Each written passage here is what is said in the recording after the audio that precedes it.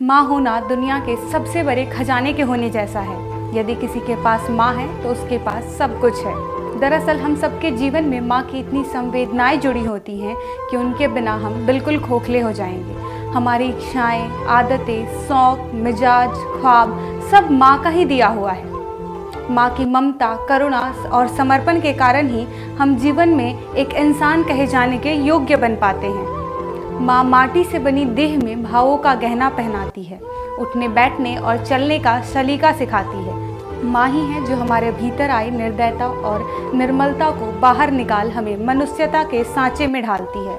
इसीलिए माँ दुनिया की सबसे बेशकीमती खजाना है। हम माँ की यादों से कुछ यूँ बंधे रहते हैं जैसे कि माला में धागा। अपनी नसीहतों के जरिए माँ ताउम्र हमारे साथ मौजूद रहती है। जीवन के हर मोड़ पर हमें माँ की ज़रूरत होती है। वैसे तो हमें जीवन की युद्ध भूमि में अकेला छोड़ने से पहले माँ हमें अपने सीखों और समझाइशों के शस्त्र से अच्छी तरह लैस कर देती है। फिर भी अगर हम किसी संकट में फंस जाएं और किसी कारणवश कोई भी मार्ग न समझ में आए तो हमें लौटकर माँ के पास ही जाना होता है। माँ हमसे दूर रहकर भी किसी न किसी रूप में हमें सही रास्ता दिखाने आती है। कभी हमारे दिल की आवाज़ बन तो कभी किसी बड़े के मुंह से निकले हुए आशीर्वचन बन। माँ सदैव हमारे साथ रहती है।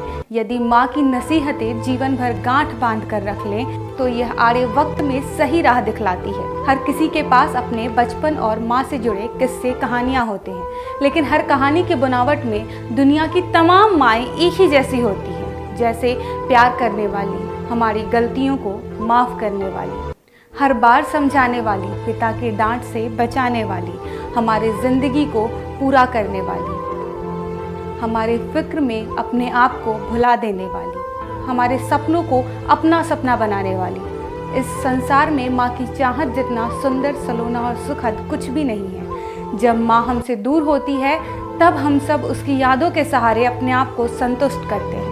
हम हर जगह माँ जैसा प्यार तलाशने की कोशिश करते हैं।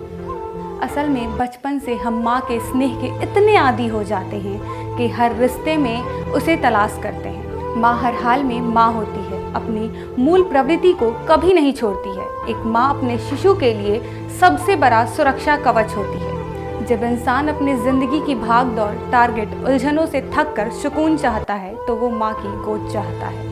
उसे अपनी बूढ़ी माँ की हथेलियों का स्पर्श एक जादू ऐसा सा लगता है। उसकी सारी निराशा, दुख और अवसाद को कमज़ोर हड्डियों वाली माँ लपक झपकते ही एक दूर कर देती है। इसीलिए संतान के लिए माँ दुआ भी है और दवा भी। माँ को शब्दों में बयां करना आसान नहीं है। माँ तो स्नेह की एक ऐसी डोर है जिसे बांधकर हम दुनिया के सबसे खुशनसीब इंसान हो जाते हैं। जिस तरह प्रकृति हमें सिर्फ देना जानती है, उसी तरह माँ आजीवन अपने स्नेह के जल से हमें सिंचित करती है और सदैव हमें खुश रखती है।